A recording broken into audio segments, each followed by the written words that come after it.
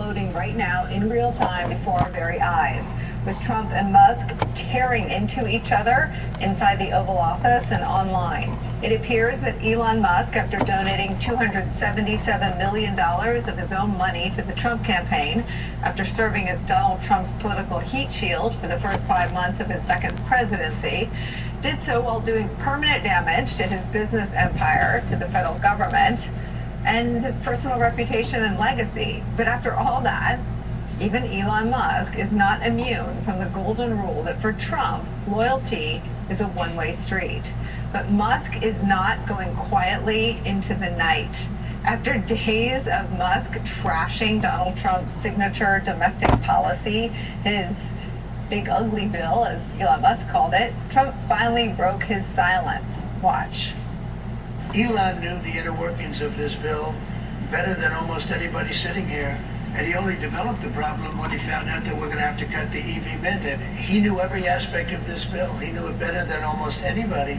And he also should have known the consequences, that if it backfired pertaining to the people, or backfired pertaining to their plans of being able to rescue the people pertaining to this massive indebtedness, of what the repercussions was going to be. And obviously, whenever he throwed his hat into the political arena, he wasn't thinking about all that, now was he? So, in actuality, whose fault is it?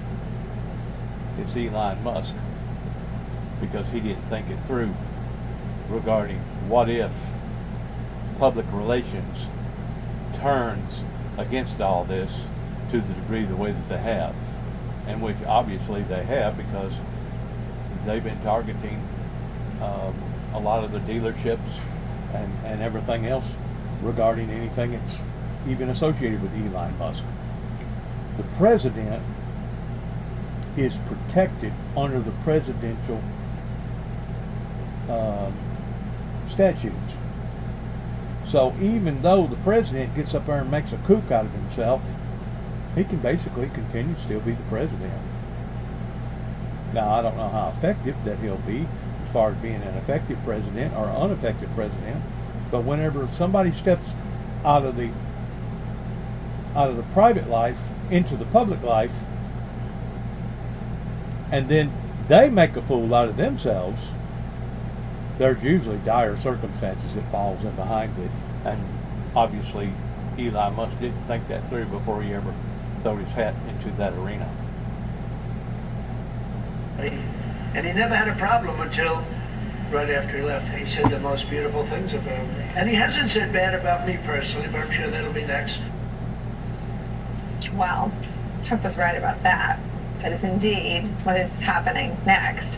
Musk, who's now a former special government employee with basically the same status as the rest of us, a private citizen who can post all of his big feelings on the internet, is doing just that. He is lashing out, reminding his 220 million followers on the platform he owns, X, of his potentially decisive $277 million political gift to Donald Trump.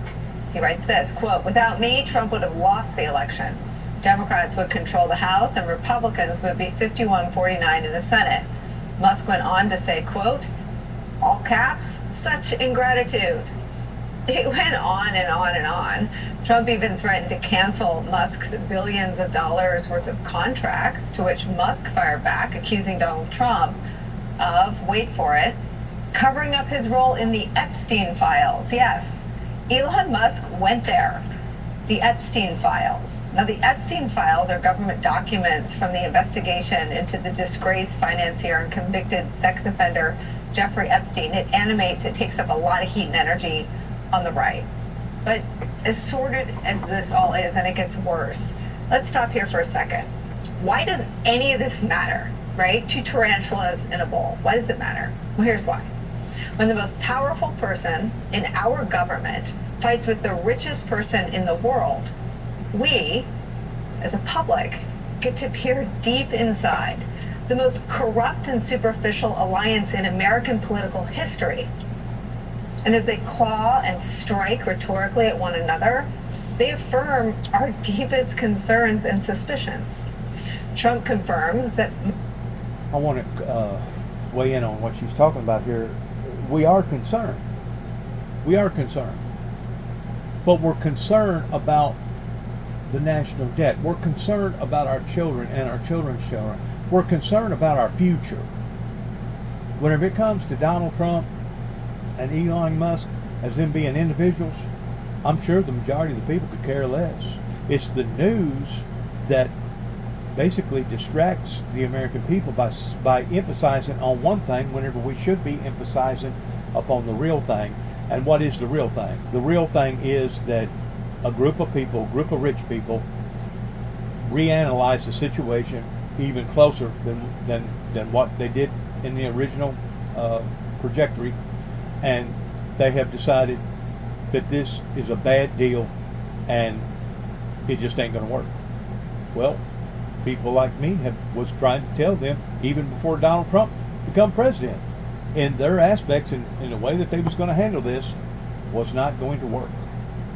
And if anything, it actually has made things worse. Now, does that mean that all that what they have done is in vain? No, it don't mean it's all in vain, because a lot of the work that they've done, I think, needed to be done, pertaining to shaving here, shaving there, ending fraud, waste, abuse, etc. All that needed to be looked at, analyzed. But there's a right and a wrong way in how you go about doing that. And going in there with a sledgehammer or a chainsaw and going to whacking and cutting and not having feelings about what kind of effects that you're leaving behind, you're going to put bad taste in people's mouths. You're going to create some enemies. And that's probably one reason why that Elon Musk's dealerships was being attacked. And the thing about these people that make these mistakes, whenever you throw your hat into the political arena in basically being scrutinized and analyzed in every department that you can think of, basically a big magnifying glass is on top of your head and on top of your family's head and on top of everything that you've ever done or everything that you're doing. They should have thought this through before they ever decided to saddle up with Donald Trump, in knowing that what if everything that we've looked at blows up in our faces, and what if on a public relations scale turns sour? How is this going to affect us personally as originally a private business? Well, now Elon Musk is starting to realize how that it's going to affect him, and how it's going to affect thousands of other people that stand with Elon Musk, that now Elon Musk has done partnered up or saddled up with the wrong person, because obviously Donald Trump's dreams and desires with all these tariffs has been nothing but a nightmare. Some of it needed to be handled the way that it was handled. Cutting here, cutting there. But even at that, it needed to be done more of a precision cut rather than a opening gap. Way laying into something with a chainsaw. Sometimes you gotta really fine tune things and really get down to the grassroots of who it is, what this department does, why we ever invented this department to help the needs of the people, pertaining to part of the services for the people. A lot of it was being abused. A lot of it was fraudulent. That was the good part that they invested in. But all that other stuff that they've invested in, now it's coming back to bite them in the butt, and now they're blaming each other. So let's not look at the individuals.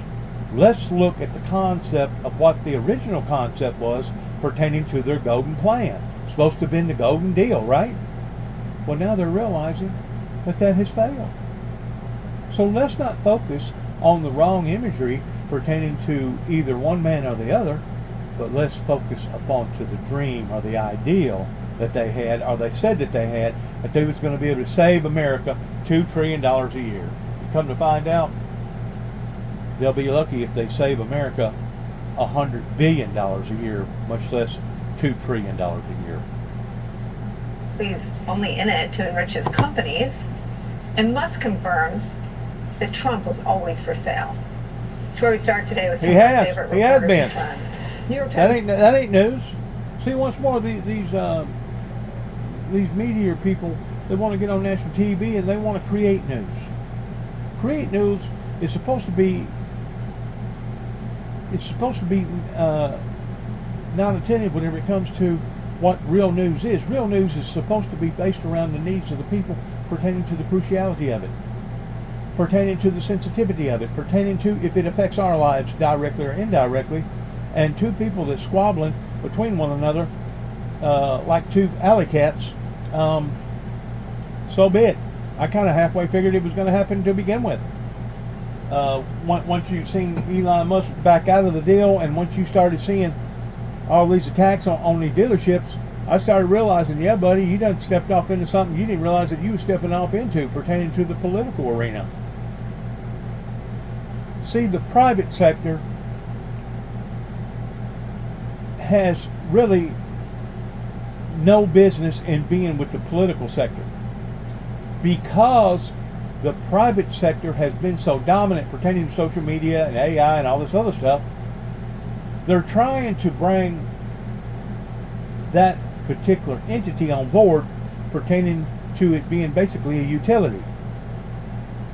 But by doing so, that means the government's going to have its hands in AI. It's going to have its hands in social media. And to be quite honest with you, that's not what it originally was designed for. It was designed by an independent, privatized company. And now, once America realizes the significance of it, now they want to climb on board.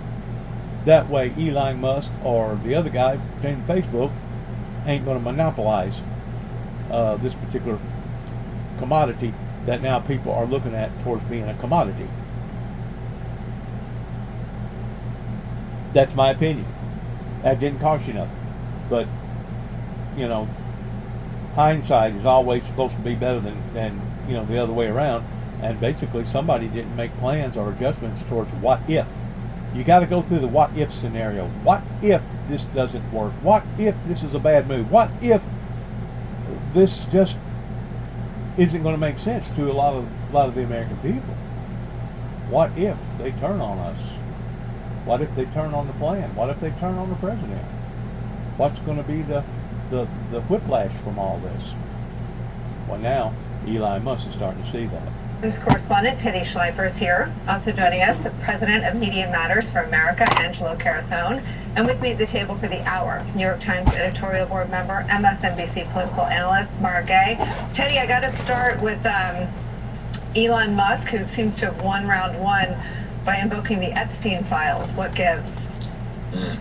Is that a KO here? You say they were Jeffrey Epstein and suddenly on the right, I think it is. I mean, and maybe give some of the backstory. I mean, the Times has had pretty detailed reporting on this. For the right, this is a conundrum for Bondi and Bongino and Patel, who now have access to the actual government files and are having a hard time tamping down some of the conspiracies farther to the right than those three individuals.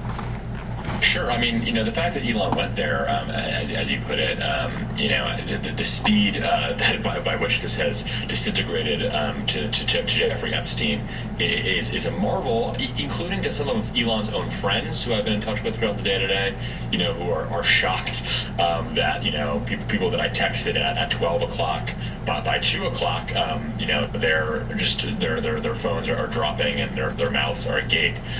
Clearly, this is, only going to get worse, at least for the rest of the day. This partnership, people forget, it is not that old, which makes it kind of easy to tear asunder. It is not as if these are two old friends who go back decades and they're having a tough day. They really didn't know each other until about a year ago. They, spent basically no time together until Elon moved to Mar-a-Lago during the presidential transition. So there's not this bank of goodwill for either of them to kind of call upon when times get tough.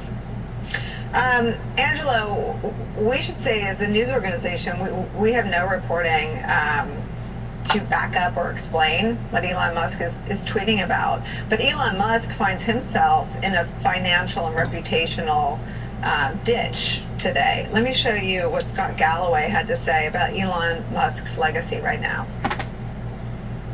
I think his legacy is not going to be an EV or putting rockets into space. I think it's going to be unnecessary death, disease, and disability of the world's most vulnerable. That is not what it means to be an innovator. It's not what it means to be an American. It's not what it means to be a man. So speaking of going there, Scott Galloway going straight to something Elon seems to prize, his manliness. Yeah, I mean, and I think that sort of gets to part of what we're seeing here play out, right? Which is that you have two of these right-wing fever swamp creatures battling with each other, like you said, tarantulas in a bowl. And it's one that sort of like there's a history to sort of see where this goes and how this plays out. One of the things that struck me at least immediately is that this is not the first time Trump has done this, or that there's been this tension point. Let's not forget that one of the first things Trump did in his ascent to power the first time around was break Fox News. Was leapfrog the editorial control that the Murdochs had over that network and get directly to the audience. There was a point in time when he was boycotting Fox News, when he was propping up alternative programming, and because he understands that anything that has influence or control or disproportionate control over the zeitgeist will be a real meaningful check to his power, especially because it's populist driven. So it's important for him to be able to break it so that he can maintain the agenda setting power over the larger right-wing media ecosystem. This Musk dispute, though, is different, and it gets to the point that you raised initially, which is that there's a lot of toxic masculinity here unfolding, a lot of masculinity, a lot of sort of high on their own supply. They've sort of built these characters. It's like as if WWE stars suddenly, live the role so long that they no longer are able to separate their real identity from the fictional character that they play. And as a result of that, they act in public life in ways that are aligned with what their character does. And what does that mean when you have a game of chicken like this? Well, right now it's just words. And I think sometimes Democrats and the Beltway media can get a little too excited. Schadenfreude is not a strategy. We can enjoy it, but that does not mean that anything has fundamentally changed. They're saying nasty things to each other. Donald Trump threatened to nuke in North Korea, and then they were writing beautiful letters to each other. So the words, I want to just say that nothing meaningful has happened yet.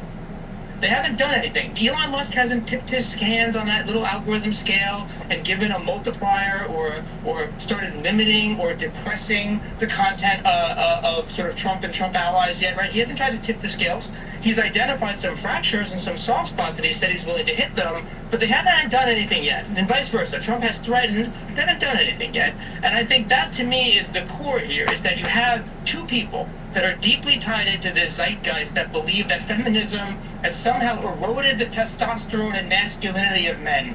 That is the audience they are speaking to. And that is the audience that they're so deeply connected with, that I think ultimately what it means is that I don't know if they can stop this game of chicken. I don't know where the checks are or the mechanisms that slow this down, given that the audience here is not the traditional political calculus, but it is the fever swamp that these creatures come from. And there are no checks there. One of them is going to have to act first, and that's going to lead to a cycle.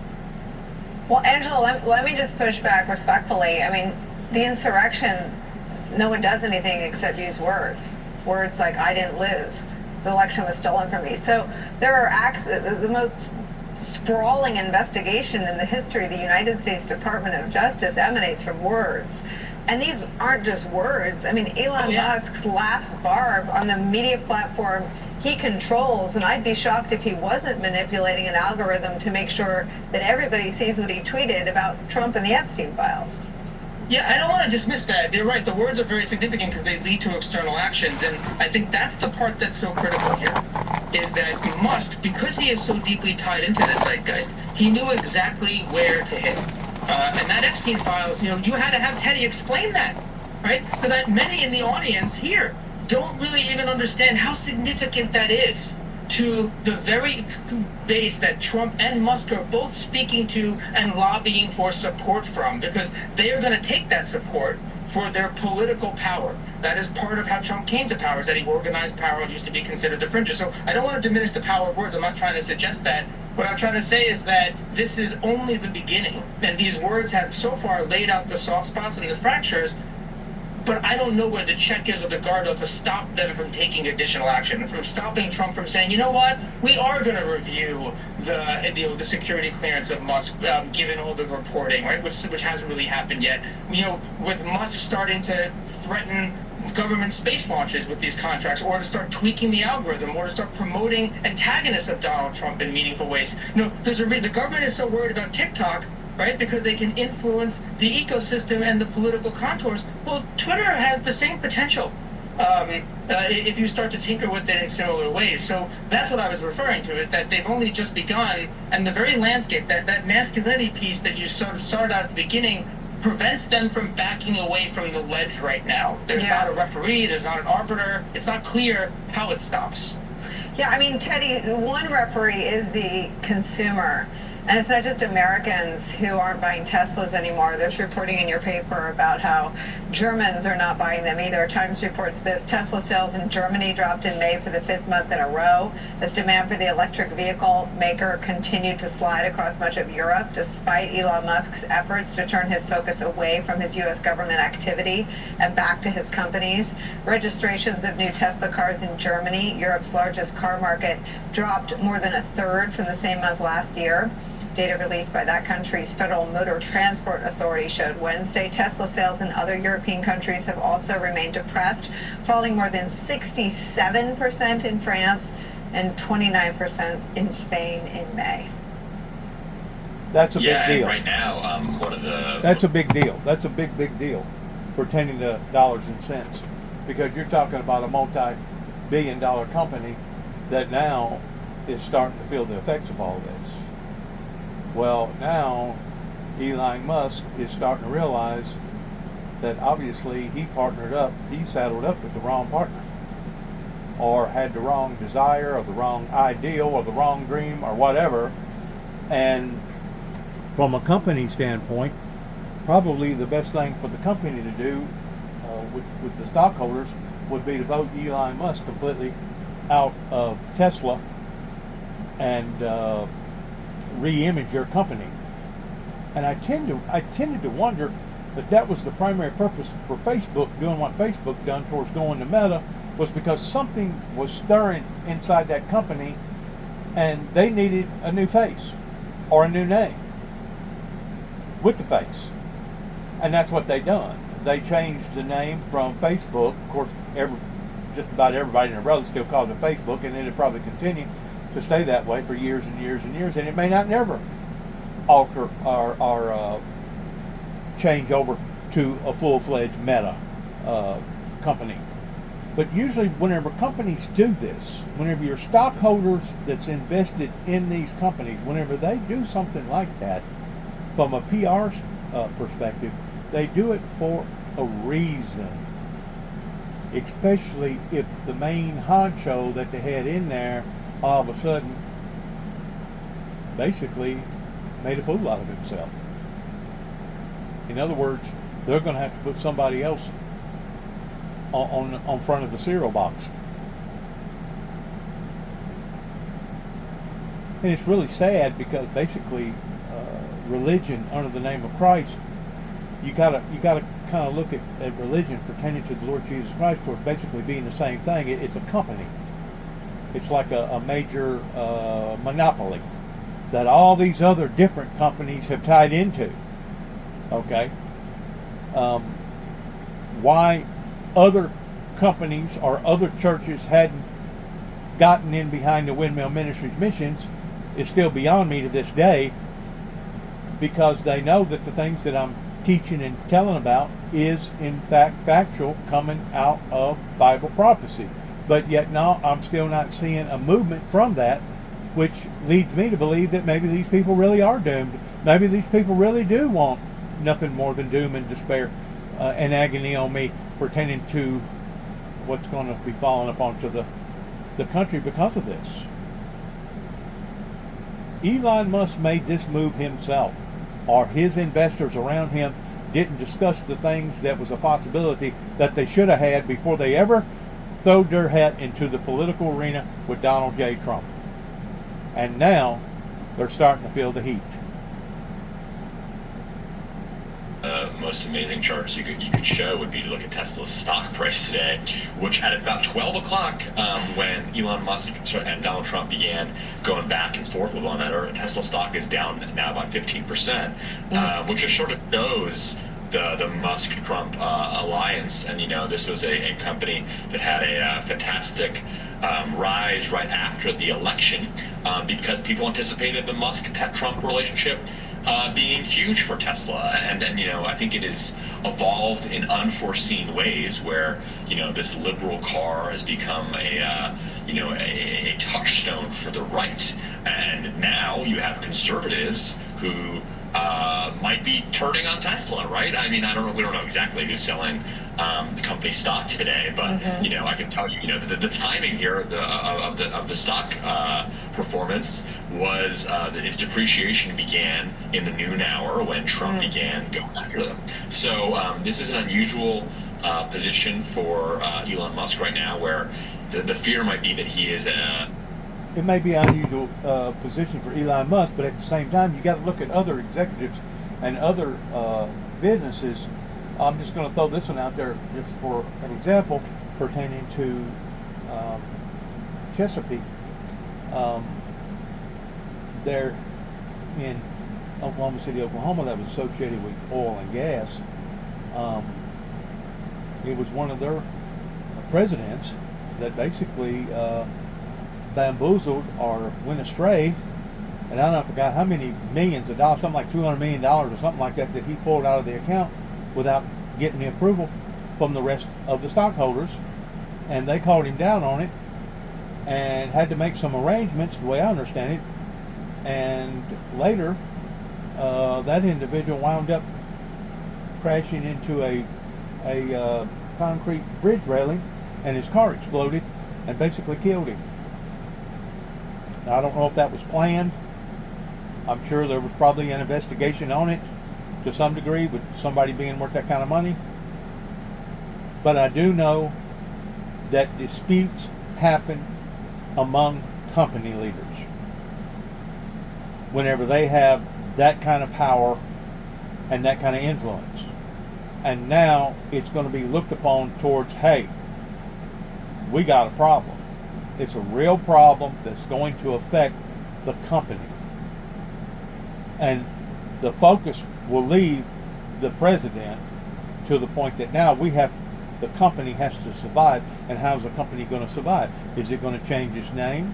Is it going to change the face on a cereal box? How is the company going to survive this? Because it will be a rippling effect that now is undeniable towards what Elon Musk is visually seeing. Why? Because they had the wrong imagery. They had the wrong plan. They was going in blindsided with a chainsaw trying to do this, thinking that they was going to be able to do it, and everybody and their brother was going to go along with it. That's why. You got to look before you leap. You got to have a plan. Just like we always, in every shop that I ever worked in pertaining to the frame machine, you plan to pull and then you pull to the plan. You got to first have a plan. You plan to pull. How are you going to pull the frame? How are you going to pull the radiator support? How are you going to pull the A pillar or the B pillar back out? You got to have a plan, and then you reverse it towards pulling to the plan. Plan to pull, pull to plan, vice versa. And that's that way with any organization. And because of the stumbling blocks that Donald Trump has created pertaining to this chaos with all the tariffs, it's really, really having a rippling effect to not only our markets here in the United States, but basically global markets all over the world, especially the market of Elon Musk pertaining to Tesla. Proof is in the pudding. Now they're sweating bullets. Like I said, somebody didn't sit down and figure all this stuff out before they made this leap, before they decided to throw their hat off into the political arena. If it would have all worked out towards being positive, it would have probably been one of the best moves that Elon Musk has ever made, because of making his company that much more popular. But if it was the bad move in putting that face on that cereal box,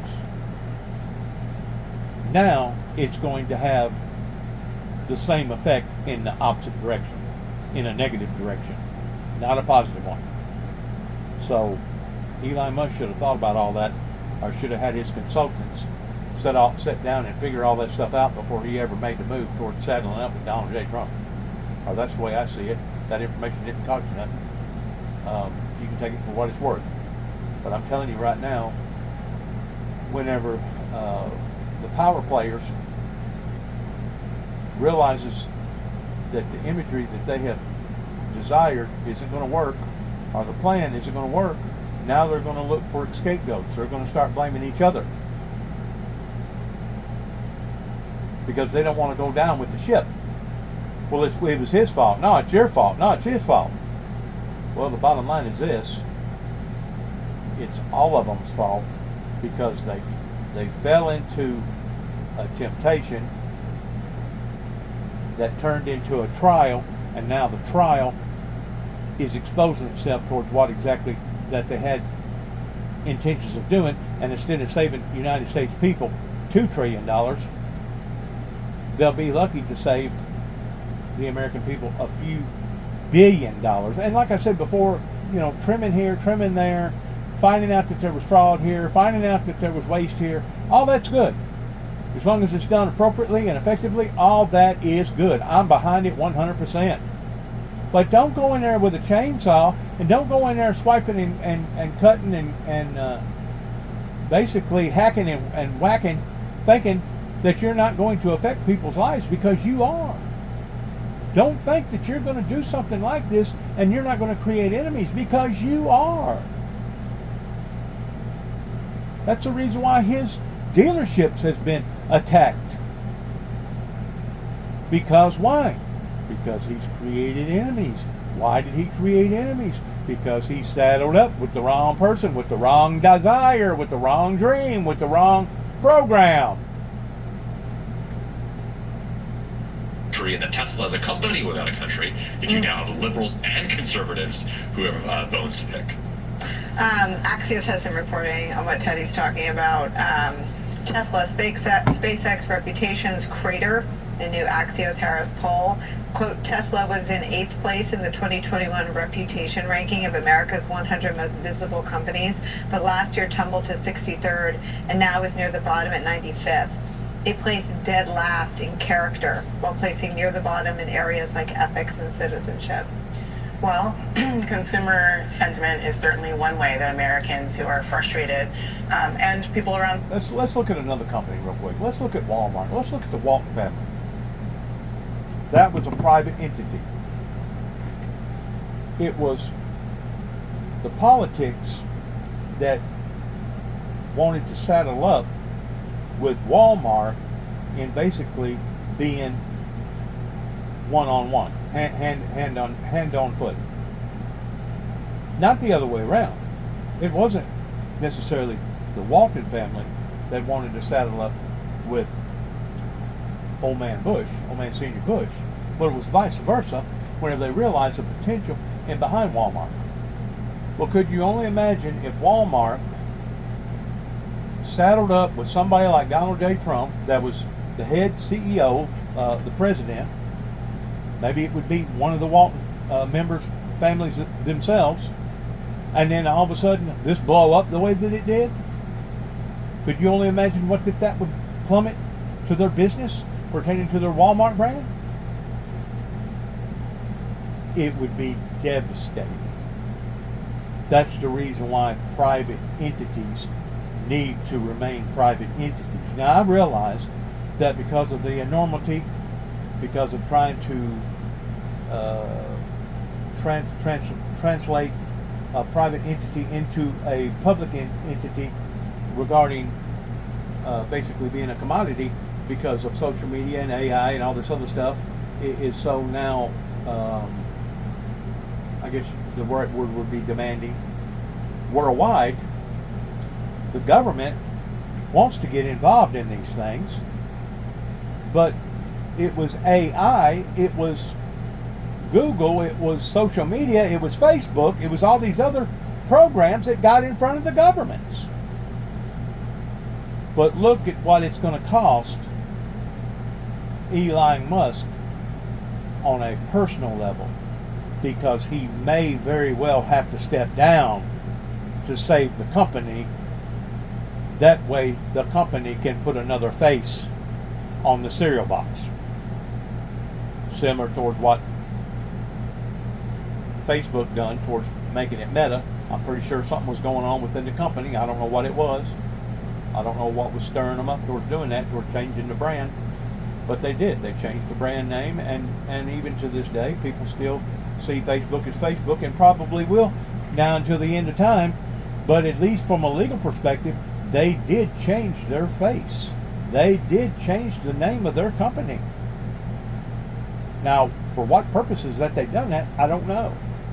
I'm pretty sure it had something to do with something going on liability-wise. That's usually the case whenever they do stuff like this. Because you can take just a regular business and they can declare bankruptcy one day, everybody shut down, go home. The following next day, open it back up with a different name or a different owner, different company name, and the next thing you know, the very same people that made all them mistakes are the very people that's back in control again, pertaining to that company. We've seen it again and again and again, and how the sleight of the hands, the sleight of the hands towards making it look like it's this way, but in reality it hadn't changed, has it? Still got the same crooks, still got the same con artists that you had before, now back in there again. Donald Trump has good ideals pertaining to draining the swamp, but I don't think Donald Trump realized how great that the swamp was whenever you're talking about on a federal level, and how many people that it would take to re-engineer a brand new sweep out towards bringing in a brand new group of people. Besides that, look at the qualifications that a lot of them people had, that some of them people has had, years and years of experience, that experience makes a big difference on how that particular department runs. Well, now all of a sudden you're going to get rid of everybody, you're going to get rid of all that experience, then now we have to retrain, we got to start from the bottom. So by doing that, in and of itself, you're going to sacrifice those departments. Why? Because they're not going to be as effective towards dealing with whatever that they was dealing with. Around the world have to express themselves in this moment, but just want to get back a little bit just to peel beneath the surface. A different way to think about this is, besides the schoolyard taunts, we ultimately have one mega donor in the White House who was in the White House. A monopoly. Basically a monopoly. And in a way, you can kind of look at Walmart towards being a monopoly. And monopolies are supposed to be against the law in America. But we see them every day. Monopolies. People that can basically strong arm or choke the public in after they have established this business in becoming number one business. Now basically Walmart can put price hikes on whatever they want to price hike, and the people have to buy it. People have to accept it. That's called a monopoly. And you can look at what Elon Musk has tried to do with joining ventures with the government, and now it's blowed up in their faces. Who was given unfettered, unprecedented access to destroy wide swaths of the government or damage them. And now that's coming undone. So I think in some ways this is what we get when we really see the consolidation of power into the hands of just a few companies. Yeah. There you go. Consolidating a private entity into a public entity. Individuals. And now the country and the world is at the behest of two deeply insecure men. Well, why is that? I mean, I think this is part of why voters are far... I'm going to tell you why I think it is. That they didn't listen. They didn't listen to people like myself that told them, hey, your ideals towards going in and doing this and doing that, part of that's okay, but the other part is not okay because it's going to wind up biting you in the butt. It's not going to work. They didn't listen. They thought that they had all the answers to all the questions. They thought that they had solved the great mystery pertaining to the American indebtedness until they got involved in it and they realized how unbelievable out of whack that things have become. Unbelievable. I never would have thought that we would have had 6 or 7, maybe 8 generations down in Memphis, Tennessee that are being raised up on food stamps and welfare, but they are. Why? Because somebody wasn't paying close enough attention. I never thought in a million years that all these companies, according to Donald J. Trump, 90,000 factories, 90,000 factories just within the past 25 or 30 years has basically shut down. Why? Because we got sold out. Everybody went south. They started getting labor and products cheaper overseas than over here, and they cut the American people's throats. Who did? Who done this? Your megas, your big mega billionaire companies such as Walmart, the Fortune 500, number 1.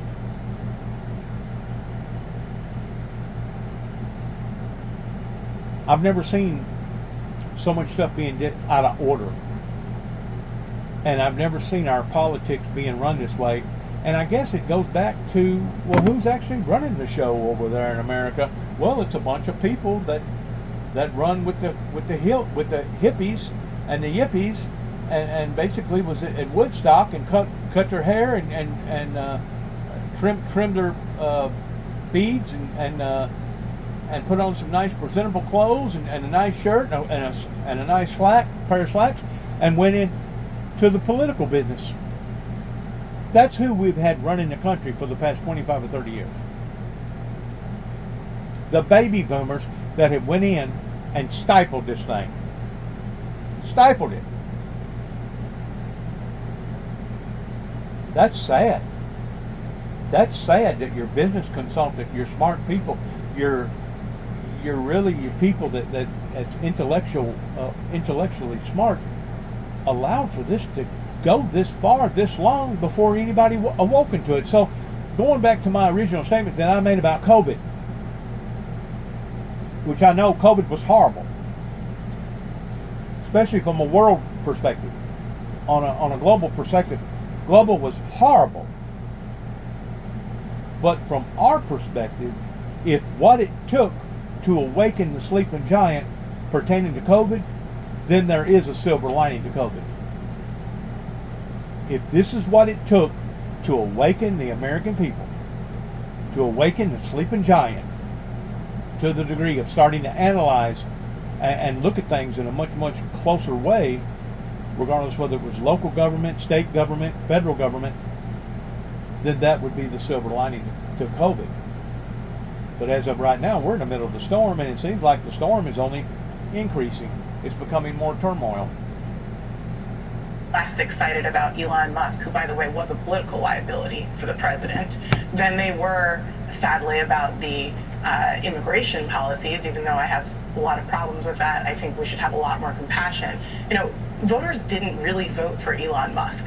So this is just what they're getting with the consolidation of capital in this country. And when you talk to voters, as I did on the trail last year, people in both parties are deeply upset because they feel that billionaire donors have taken control of their political system.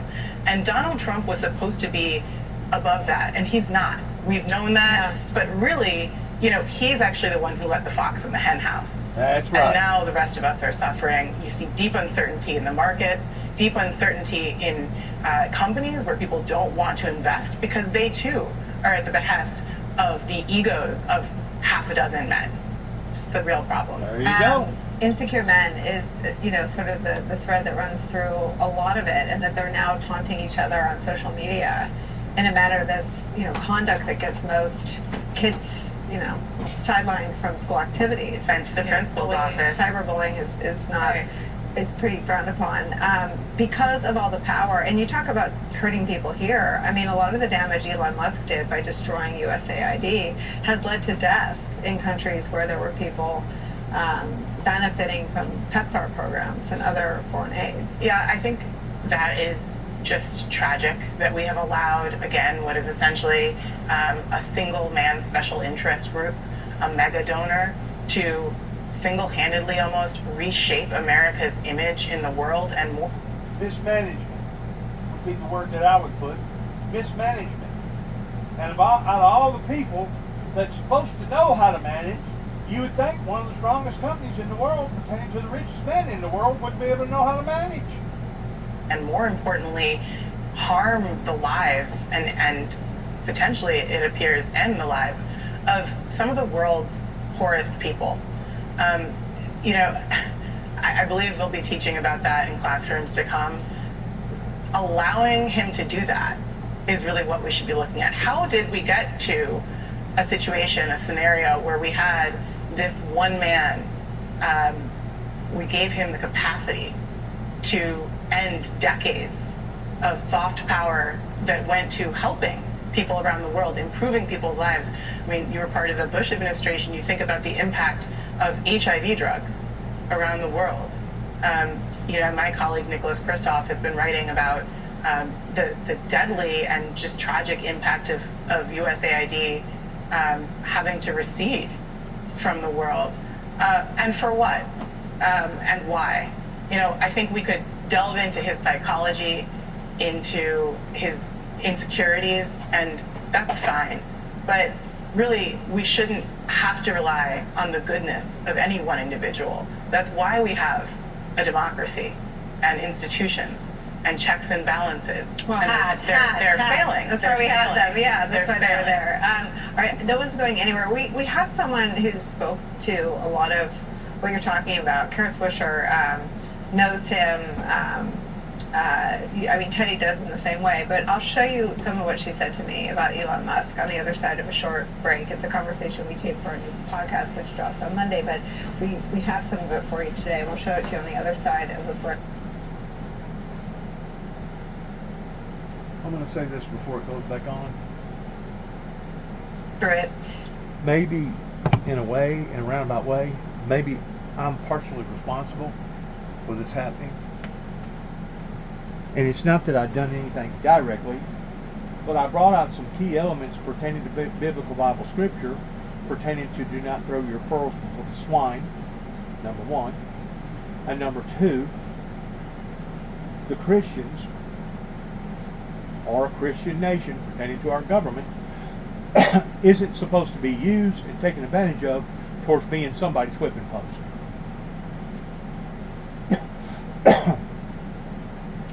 But at the same time, whenever I made those statements, I understood and realized the length of the abusiveness that has went on to the extent that if they didn't go in and fine-tune this on a humanitarian scale, that they was going to cause a great deal of havoc and a great deal of problems.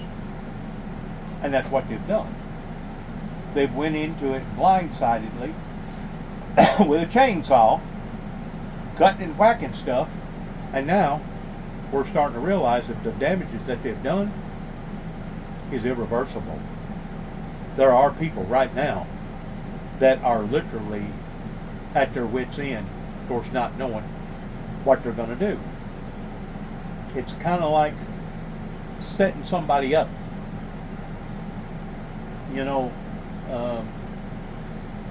you've taken on a responsibility towards feeding a cat or feeding a dog, and that dog or that cat solely is reliable on you.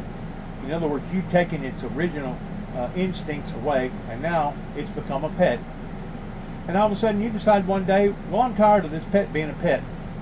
I'm gonna just kick the pet out. I'm just gonna let the pet roam, or take the pet down to the woods somewhere and drop it off, and that's gonna be the end of the pet. Well, in reality, look what you've done.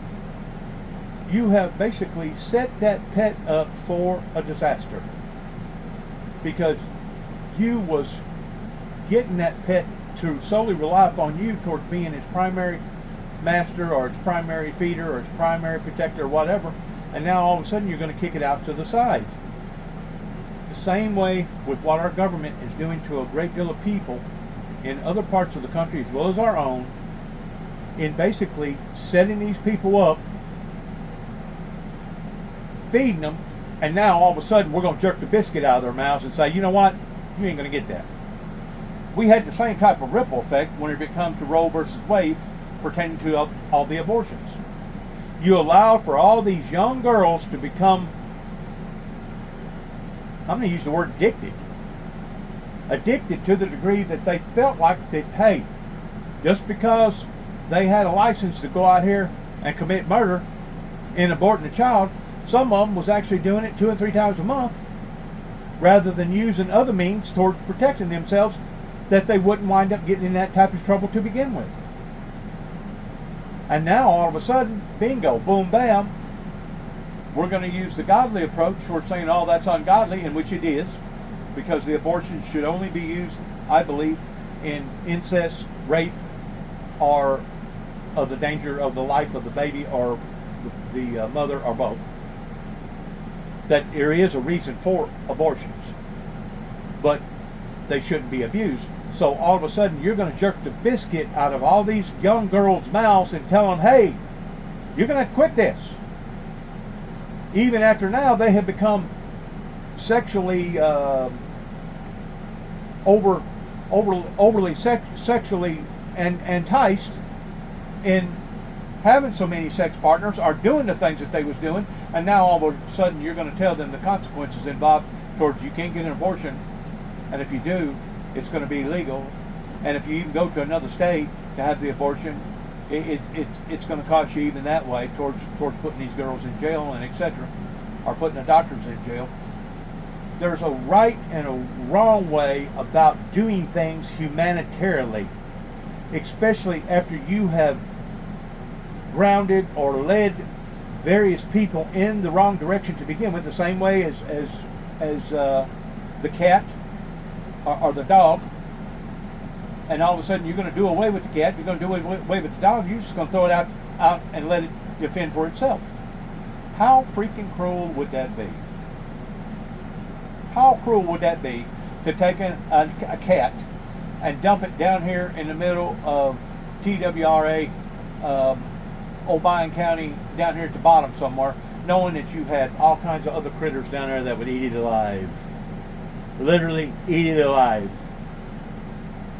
At least if you drop the cat off in town somewhere, at least maybe it's got a halfway fighting chance that somebody could approach the animal, and the animal would be approachable to the degree that they would take it on themselves as a pet. But to drop it off down here in the middle of the woods somewhere, where it's nothing but a bunch of wild animals down there, raccoons, prairie dogs, coyotes, possums,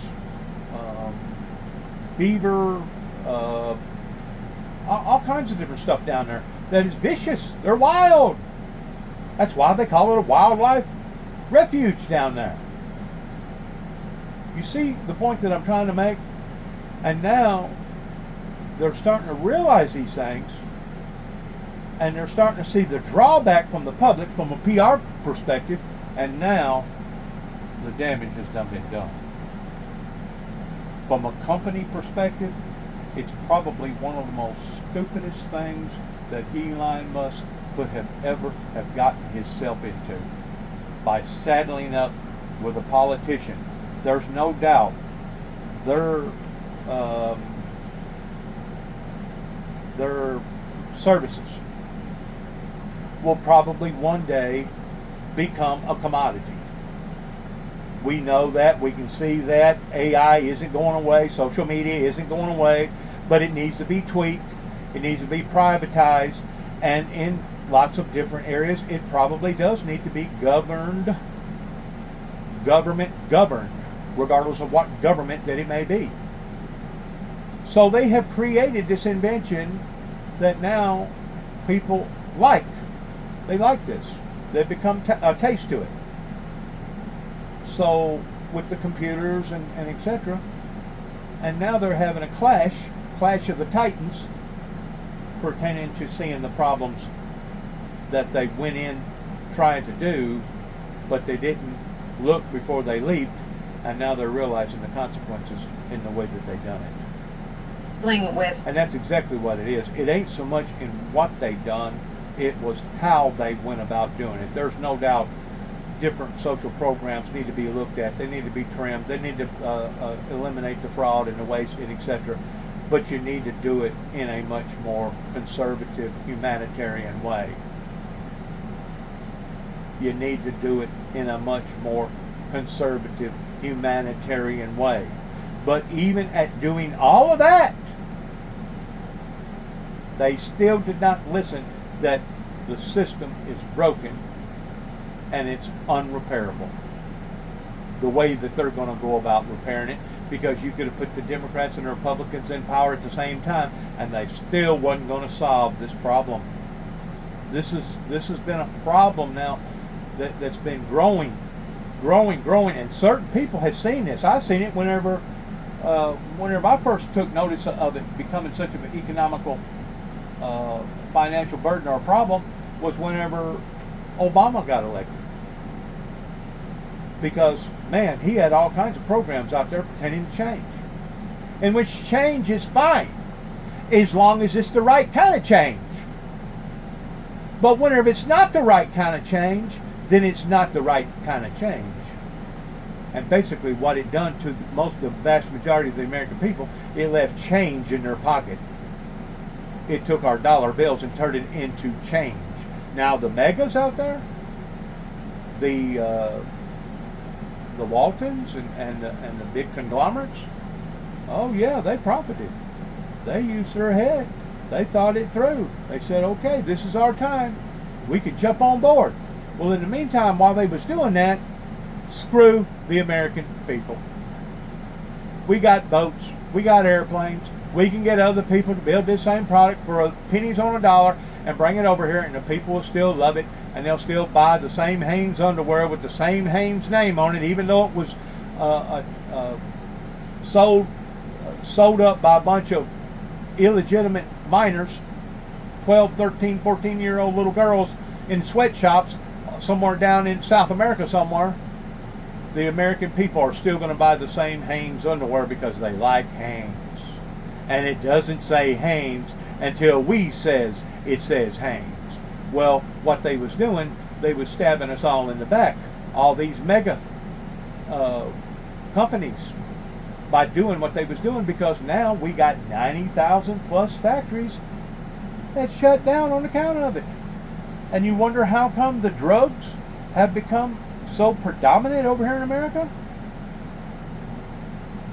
You wonder how come that our youth has failed towards being creative and being able to go out here and build their own lives and be structural about it? Well, whenever you have a whole community that basically has become dead and becoming a bedroom community, and you got all these kids running around, they're going to be mischievous, and they're going to be adventurous, and they're going to do things that they ordinarily wouldn't have done if the leaders, if the adults would have led them down the right road. That obviously they have not. the insecurities and now malignant social media war between two men. Let me show you what Kara Swisher, who's covered Elon Musk since the beginning. Once more, it's not about the men. It's about the decisions from these men. And how that these men basically bamboozled all these other men in going for the bait. Hook, line, and sinker. And now they're realizing, oops, we went about this in the wrong way, didn't we? Oh yeah, we was told not to do this, but they done it anyway. Proof is in the pudding. Had to say by way of explanation, this is an interview for our new podcast, The Best People. It airs on Monday, but we had some of it ready for this conversation.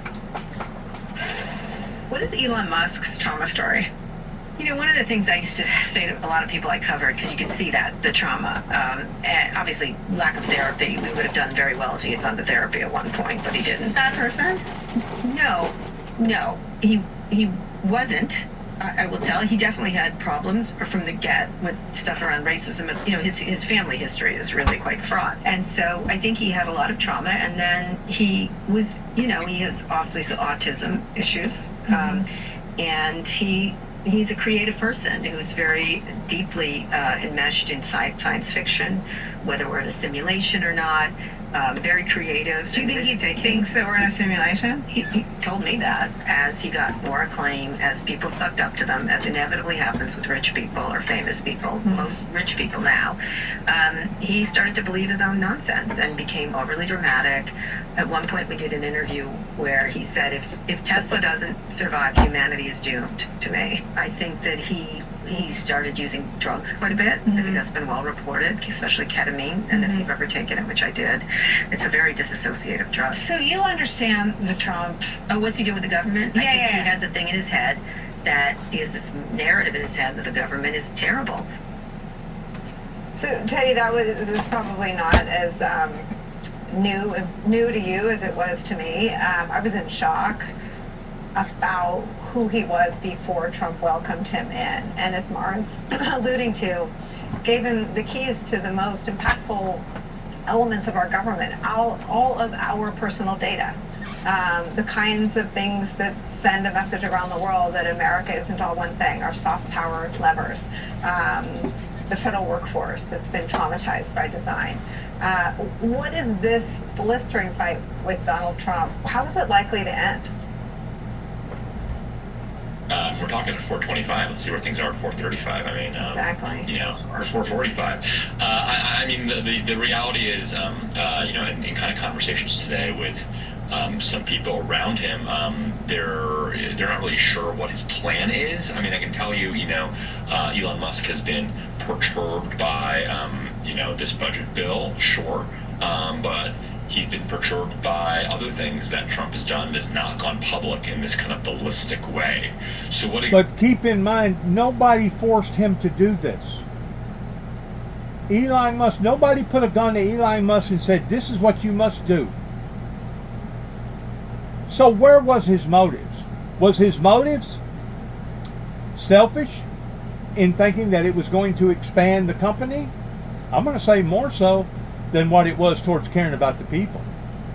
And that's the primary reason why that we have elections, is to elect people that we know care about us, care about the potholes in front of our yard, care about the bridge that's fixing to fall apart, care about education, care about these programs.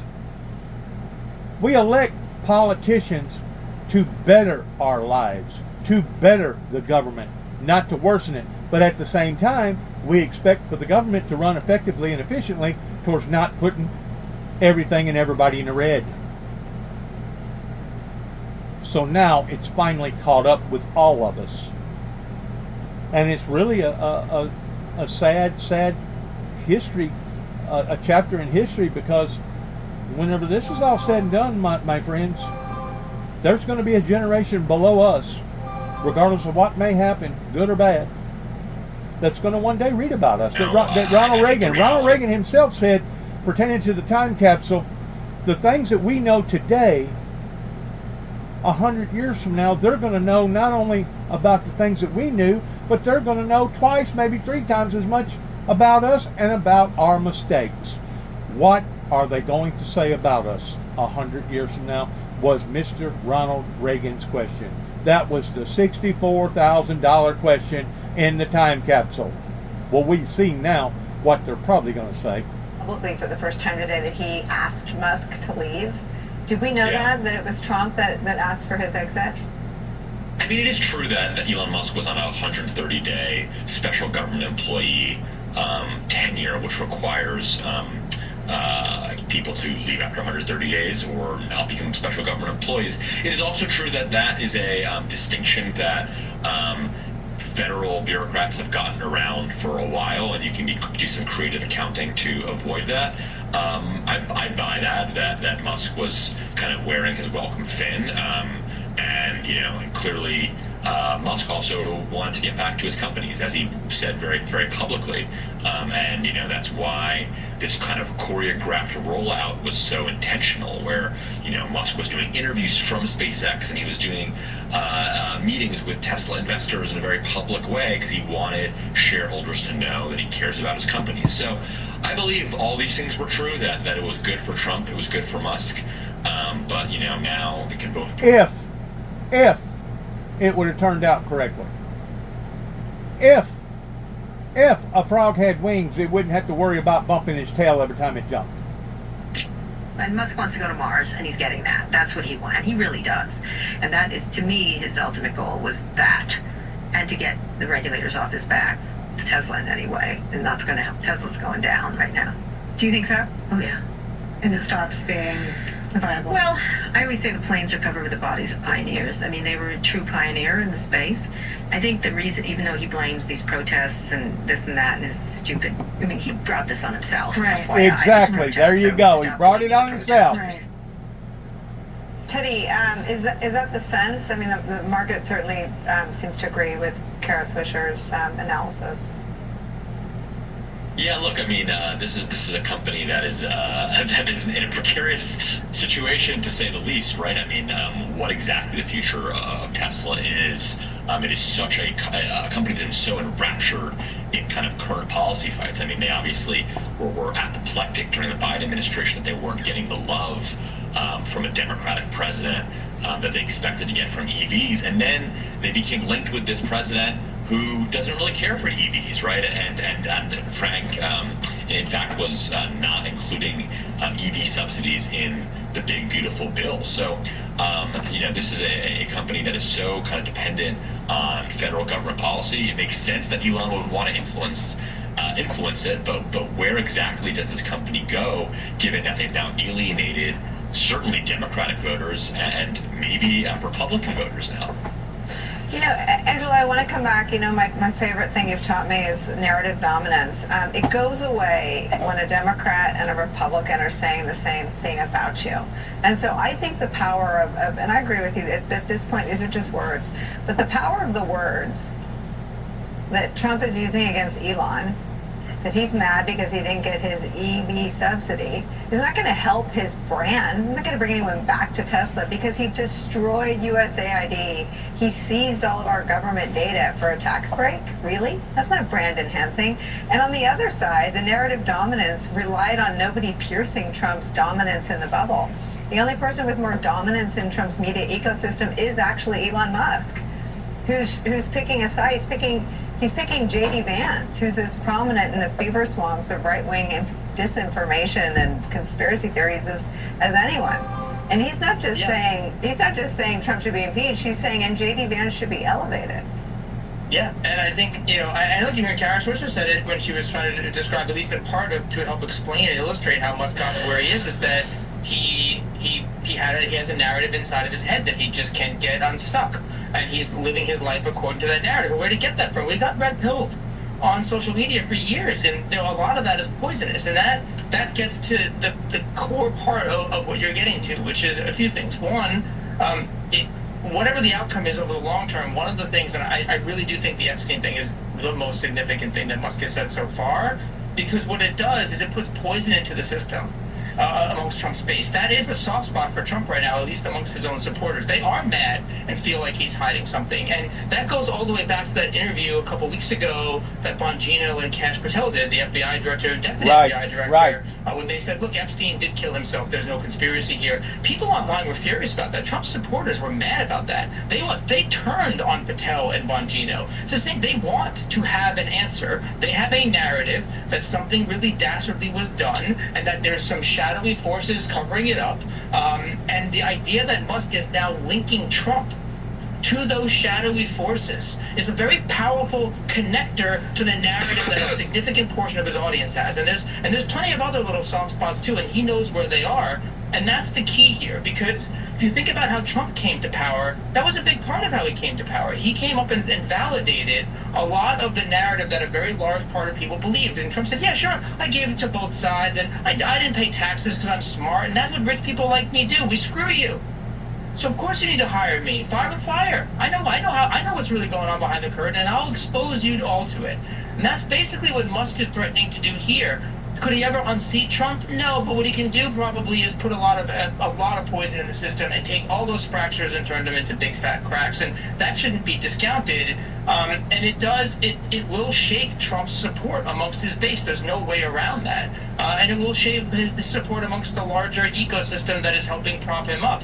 One of the side effects of it being more fragmented and more atomized than it was, during his first term, when it was just Fox News and a few major players like Rush Limbaugh. Is that it's very easy for those cats to all go off in different directions, especially when you're giving them a bunch of little seeds and stories that they can capitalize on. And the flip side is true of Trump, is that he can do a lot to neutralize Musk's political power. I mean, Musk is rich, and you can buy political power, as been demonstrated, but ultimately his political power and his influence in politics was by proxy to Trump, was imbued on him.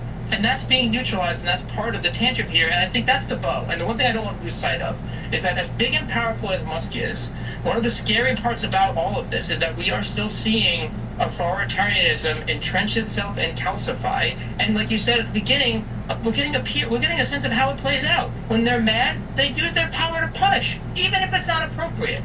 Yeah, we'll threaten, we'll take it away, we'll do this, and yeah, I will now use my power as the government to potentially break this voice that is disagreeing with me. I'm not defending Musk necessarily in the grand scheme of things, but that's what Trump is saying he's going to do.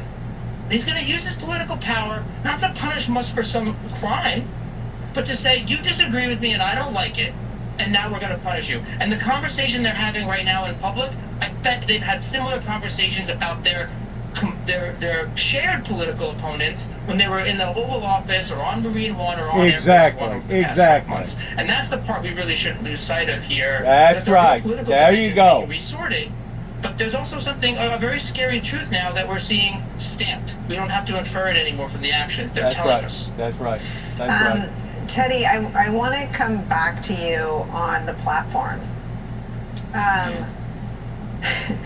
One of the ways that Elon Musk reshaped the platform, once known as Twitter, was to remove most fact-checking and content moderation.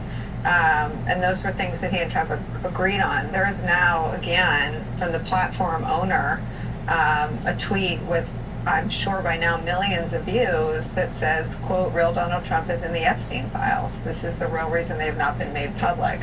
Have a nice day, DJT. Again, as a news organization, we have no evidence to support that claim from Elon Musk. But again, the platforms absent rigorous fact-checking or content moderation in sort of the nihilist direction platform and tech bros have driven politics and policy. This is out there now. Yeah, where's the community note on that? Supplying that. I mean, Elon actually does get community noted, not irregularly, so I'm not totally joking on that. Yeah, look, I mean, clearly the information warfare that Musk is choosing is just utter chaos, right? He doesn't need to provide evidence for it to take off, right? I'm sure these things will get picked up in the right-wing media. Getting back to the Epstein hanging, it was Donald Trump the day after that occurred that made reference to the fact that he didn't do that it was done. That it was intentionally done, and it was a cover-up because all the cameras got cut off at the same time. It was Donald Trump that made reference to the fact that the Epstein case was bogus. Lo and behold, that's kind of how the conversation will go, and that's just the way that these types of fights work. Sadly. Teddy Schleifer, thank you for helping us make sense of it. Thank you for joining us with your great reporting on all of it. Angela and Mara, stick around a little bit longer. Up next for us, Trump allies in the Republican Party, searching for someone to blame for their big bill. Their everyone's gonna die bill, as Chuck Schumer has rebranded it, struggling to get through. This is all a reflection The economic experts, again, of the big picture that once more people was losing focus on awful retaliation here. because they was more concerned about the little pictures, and they got distracted in looking at the little pictures versus the big picture. But this is all in response to the big picture that most people was avoiding or ignoring for some reason, that now it's caught up with them. gets now caught up with them. And if the truth be known, our politicians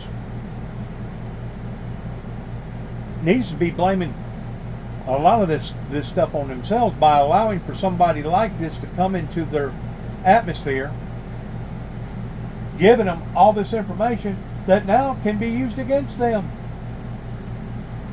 In other words, Elon Musk could actually blackmail the United States government because of the information that's been given to him.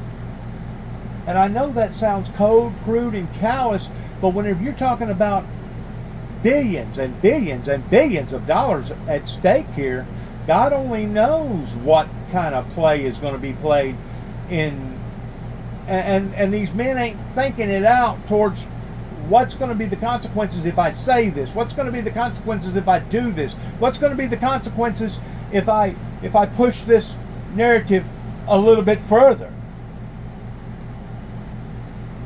This could be damaging to each and every one of us, not just your people that's directly involved, but all of us. And it is sad. It's very sad that we have been led down this endless path that basically taken a pandemic disease, COVID, before people started paying closer attention towards what was going on pertaining to the government affairs. And of course, it's self-explanatory towards what's went on now within the past 4 months since Donald Trump became elected in office. There are people right now literally dying. Literally dying. Their lives is being destroyed right now because of the way this dysfunctional government has handled itself for the past 30 plus years. And to add insult to injury, then we had somebody like Donald Trump and Elon Musk come in that come in with a chainsaw that done just as much damage, if not more, than what the 30 years was. Kind of similar towards what went on down in Mount Carmel, Waco, whenever you had the ATF that made such of a mess out of everything that initiated the initial gun battle with the Branch Davidians, and then the FBI took over, and then later the FBI made a worse mess out of the situation than what the ATF did. You go from that, they call that going from the pot to the pot to the fire, I think, something like that is what they call that. In other words, you go from bad to badder, or from worse to worser. And I just hope to God that these men can control their personalities and their attitudes with one another and keep things on a professional level, because there are human lives at stake. Human lives at stake. Let's back this up real quick, see what they're saying right here, and then I'm going to cut this off because it's just entirely, it is so sad. It's so sad, and I don't want to put out this information to people to worsen their lives or to bring anxiety to their lives or to make things worse in their lives. The whole concept in being a Christian is to better humanity, is to better the glory of God, is to better people's lives, is to bring us closer so that we can unify in a unified way, and instead of it being selfish and immature, we can all grow together. That's the way that I see Christianity. And whenever you have people acting this way, that's actually breaking that bond.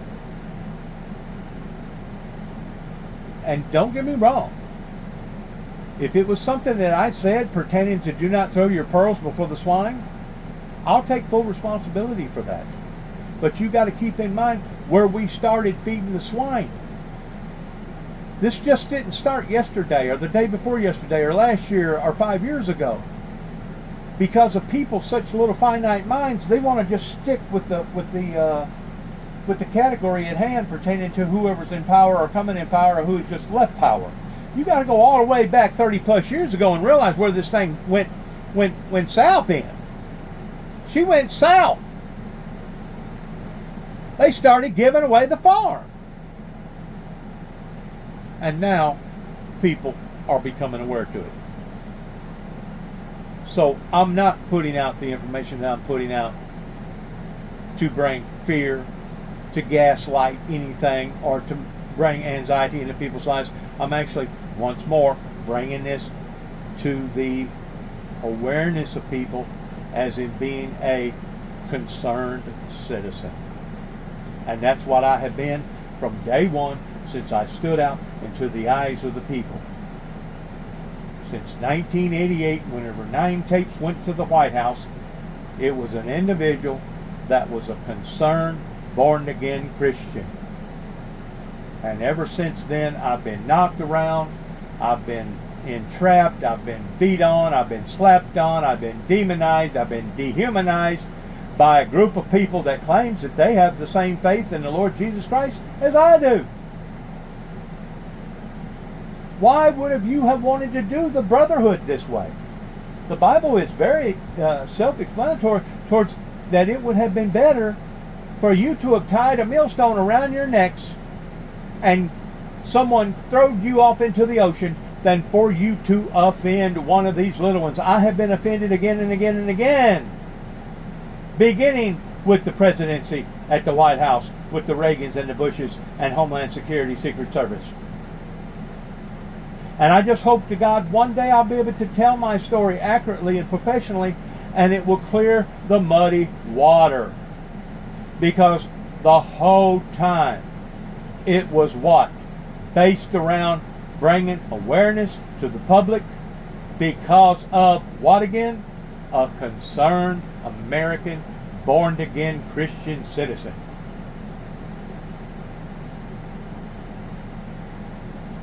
And there are certain people in this area, either in Obion County or Weakley County, especially over in Kenton, Tennessee, much less the surrounding little towns, there are certain people that really need to take interest to the things that I'm talking about right now, because by and large, if I would have been stupid, I mean absolutely stupid, first of all, I would have shot myself in the foot whenever I come back here in 2014 towards taking the law into my own hands.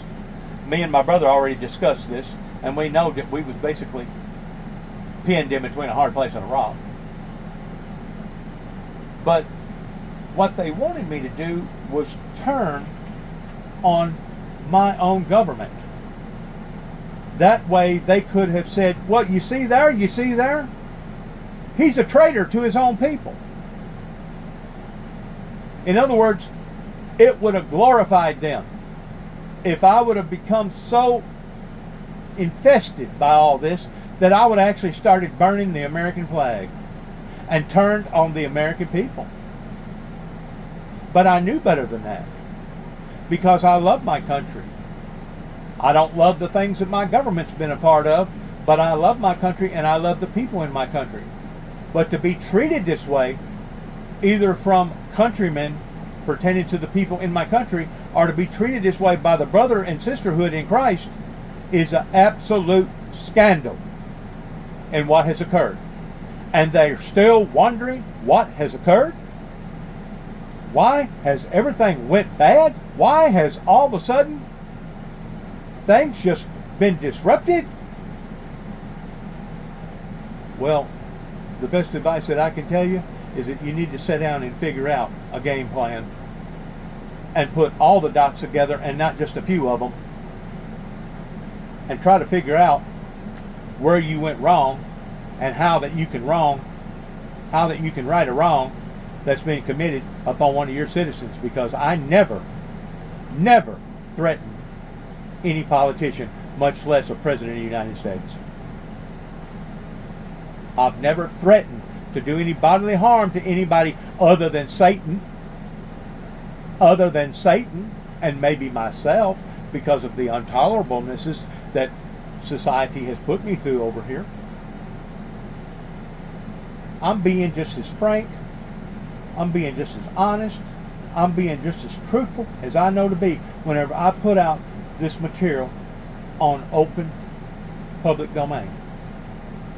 I'm not doing it for money, I'm not doing it for prestige, I'm not doing it to become a celebrity. A matter of fact, I don't know of anybody that would want to go through this type of grueling punishment that I've went through for the past 30 plus years.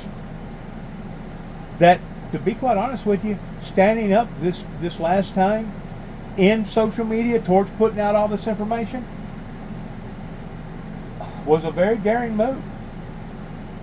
Was a very, very daring move. And I don't think that I would have had done that, even though God was the one that was influencing me and pushing me to do it, if I didn't already make an agreement and already went through the same song and dance pertaining to a federal judge up in Paducah, Kentucky, that made an agreement with me that no charges would be pending upon premeditated murder.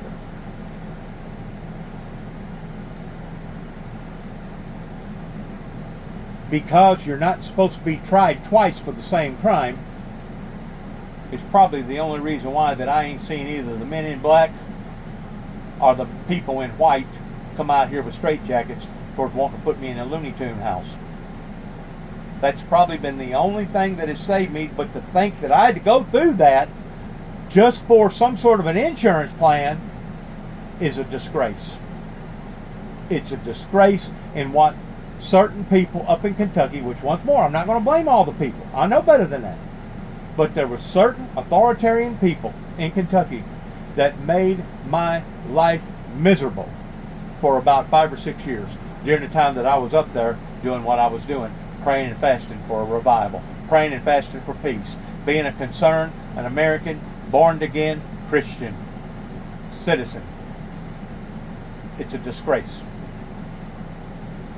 And it needs to be looked upon as being a disgrace, not on my behalf, but upon theirs. They basically set me up towards being somebody's target practice, and having all these different churches that banded me and said, "Oh no, you're not welcome here, Dennis. We don't believe in the way that you believe." Well, I was falsely accused that I was trying to usher in the millennium. Now I hope certain people can identify that it wasn't me all along. It was God that was influencing me. It was God that was leading me. It was God that was pushing me towards bringing in the new millennium. Not Dennis James Jackson, that was abused all his life down here on the farm, that struggled through life because he didn't have the proper education, but still made it anyway. They didn't keep me down, even though I had 2 broken legs and 2 crushed ankles and 3 crushed vertebrae and 2 ruptured discs and 2 broken arms at the age of 19 in 1979. They didn't keep me down, and I'm still up and going. And it's only been because of the hand of God. And if people can't see that towards it being battles being won, just like a cancer patient, somebody that was courageous enough to say, "Doctor, are you sure this is the only step that I can take?" "Yes, this is the only step you can take." And to think that a little kid, 7, 8, 5 years old, is courageous enough to say, "Do whatever you have to do. I'm putting my hands in your life." If people can't understand going through all the elements that I had to go through to get to the point that I am right now, well then I don't need you listening to me, and I don't need you backing me and on my side to begin with. Because out of all that I've seen and done from the get-go, it was my parents that basically didn't have enough faith of taking me home because they was afraid that they was going to become too emotionally attached to me, that it would be harder for my death than to just keep me in St. Teresa's Hospital up in Antioch, Illinois. So from the get-go, I've had people that let me down, including my parents, beginning with my parents, towards people that didn't want to support me, people that didn't want to stand with me, people that could have cared less, has reached the point of doom and gloom. And it has taken this particular moment, at this particular time, for me to fully disclose my story out before the people. It has taken this. And I hate to see that it has taken this before people are going to start listening, or before people are going to start paying any attention. But if that's what it took, then that's what it took. For the Bible says that it would have been easier for all of heaven and for all earth to pass than for one jot or for one tittle of the word of thy God to fail. If this had the anointing on it in 1988, it's got the anointing on it in 2025. The anointing hasn't changed. The truth hasn't changed. The momentum or the motive has not changed. I'm still a one-man band out there to take pot shots, to let certain idiots or bad people take pot shots at me, and that's exactly what the general public wanted.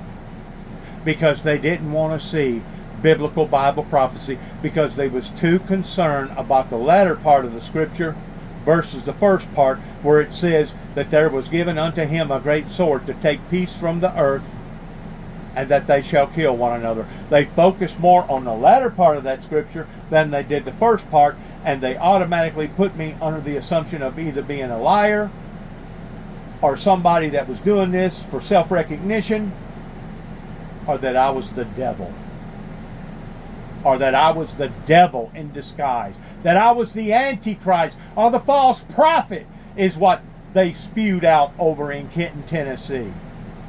In their idiotic type teaching, in thinking that somebody's going to go forth conquering and conquer, pertaining to it being a disguise or an imposter.